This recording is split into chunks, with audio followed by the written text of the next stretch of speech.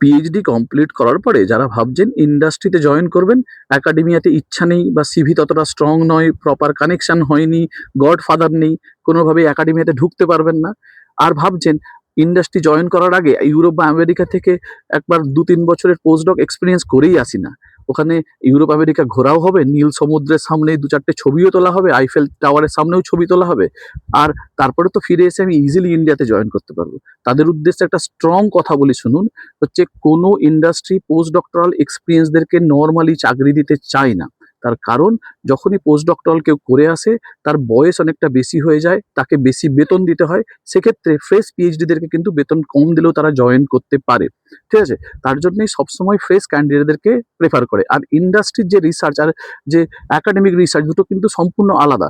যখনই কেউ জয়েন করবে সে সবসময় ফ্রেশার হিসাবে তাকে সবকিছু শিখতে হবে। তার জন্য ইন্ডাস্ট্রি সবসময় যারা ফ্রেশ পিএইচডি কমপ্লিট করেছে তাদেরকে প্রেফার দিতে চায়।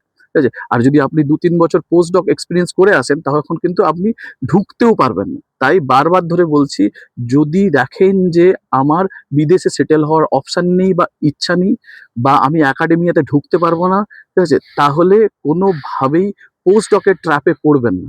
Post doc is a trap.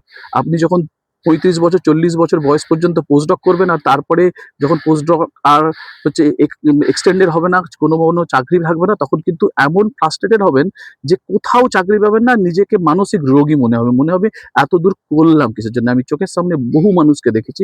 তাই যদি এমন অপরচুনিটি আসে যে আপনারা চাকরি করছেন একাডেমিয়াতে, মানে কোনো একটা ইঞ্জিনিয়ারিং কলেজ বা প্রাইভেট ইউনিভার্সিটি অথবা কোনো কোম্পানিতে অলরেডি চাকরি করছেন, ইন্ডাস্ট্রি যে রিসার্চ বেসিক চাকরি করছেন, তাহলে সেগুলো ছেড়ে দিয়ে এই পোস্ট ডকের ট্র্যাপে আসতে যাবেন না। পোস্ট ডক করলে কি হবে বলুন তো? যে চাকরিটা করছিলেন সেই চাকরিটাও পাবেন না।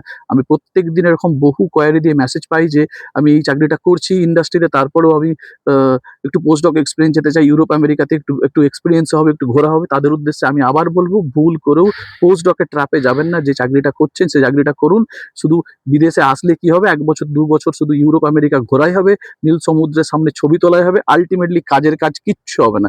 বারবার ধরে আমি আপনাদেরকে কনসার্ন করছি, প্লিজ এরকম যদি প্রপার একটা টার্গেট না থাকে, আমি জানি যে আমি এদিকে যেতে পারবো, তাহলে ভুল করেও পোস্টডক করতে আসবেন না। পোস্টডক করলে শুধুমাত্র ফার্স্ট এডের হবেন, হ্যাঁ, ব্যাংকে কিছুটা টাকা জমা হলেও হতে পারবে। কিছু ক্ষেত্রে কিন্তু এক্সেপশন থাকে। আমি সেই এক্সেপশনদের কথা বলছি না। নরমালি জেনারেলি বলছি, যারা ইন্ডাস্ট্রিতে জয়েন করতে চাইছেন, ইন্ডাস্ট্রিতে জয়েন করে যান যদি সুযোগ পাচ্ছেন তো।